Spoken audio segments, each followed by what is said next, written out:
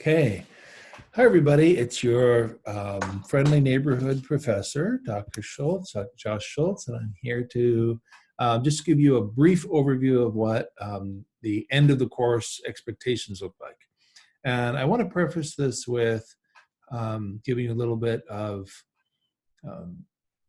just a quick overview of some of the background of why on earth you're taking this course. Okay, so the big picture is this is an introduction to research methods. Okay, so you're leaving this course hopefully with a clearer understanding of what kind of research that you typically encounter in the field. Now, I've already talked about this before, so you know that as in the first 7 modules, we look at the big picture of what research is. We look at ethics, and we look at the different types of research, such as qualitative, quantitative, teacher action research, mixed message research, etc. So why do we do that? Why do we make you take this course in the program? A, so you're more literate consumers of the research that's out there, because you're going to be reading it all the time. You're going to be referencing it all the time. Professionals in the field do this all the time.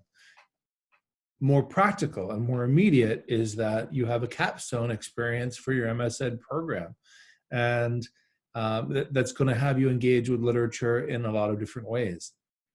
So this is the part where it gets kind of complicated, because every program nowadays seems to have different capstones. I think at one time when this course was started not too long ago,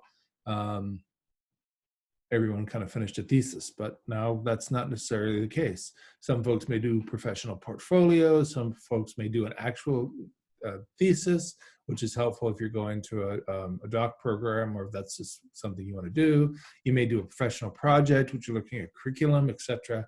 You may do, if you're instructional tech, you may do like a series of 3 essays that are not a lit review. That's how they talk about it, like that. However, that being said, all of you have the common element that you have to look at literature, and you have to look at it with a critical eye and be a critical consumer, as I mentioned. So what does this look like for a final project during the last part of the modules? Well, typically, I'd like you to craft an outline of a literature review. That would probably, I want you to do, I should stop. I'm not going to rewind. My mind is moving too fast. Here's what I want you to do, and this is going to, hope this doesn't cause more consternation. I want you to think about what is going to be most useful to you as a final product. Oh no, Schultz, what are you doing? It's too vague. No, I don't want to be vague. I want you to be, I want you to take some ownership over this particular project. Okay, you have some options, and the options are on the syllabus, and it can be very individualized. If you are an instructional tech and you're starting to work on your essays, think about what literature is going to inform your work. Okay, how are you going to organize that? So take this time now to look through that literature. What are you going to present to me? You're probably going to present some kind of outline or a matrix. Okay, I don't really think an annotated bibliography would be necessary, but that may be the case. An annotated bibliography is not a lit review, but it is reviewing the literature. If you are doing a, let's say, a comps review, okay, you're going to take a comprehensive exam. This may be a time for you to review some of the key literature in your field. Okay, go back, look at what's going to inform your questions about curriculum and instruction, what is going to inform your questions about ESOL, etc. I don't know every single program, so you may need to talk to your advisor about this as well. Okay, what's my capstone? What exactly am I going to have to present on? Find that out. Okay, and use this time to organize a little, review, collect, critique, think about, and organize the literature review that you're going to need for that. If you're doing a thesis, you will probably, it behooves you, 10-point word, to actually draft out a a literature review. Okay, so that draft might be a detailed draft, or you might actually be at the point where a detailed draft isn't going to work for you. You may want to just start writing it out. Okay, that's okay. In short, I'm going to give you some feedback on that. In short, there are multiple paths for you to be able to meet the requirements to show me that you know, you've learned about how to be a critical consumer of literature. Okay. Another thing to think about, a literature review is not a review of the literature. Those are two different things.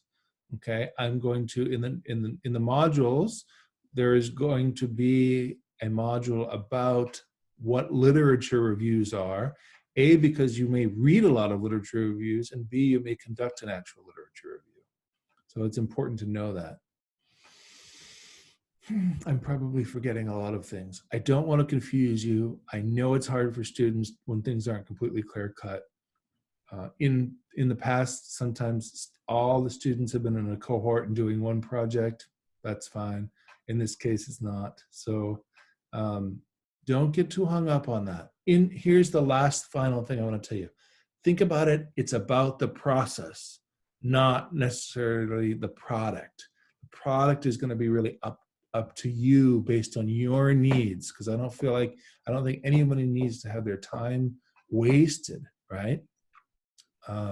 So we can negotiate the end product of what it's going to look like. Think about what is going to be the most effective way for you to conduct the process and to show me that you conducted the process, because this is online. Okay? If you have any specific questions, just give me a shout out. You know, I'm here on the other side of the universe. Okay? And I'm here to support you. You've done a great job so far this term. So thank you for your patience and listening to me, and sharing your ideas about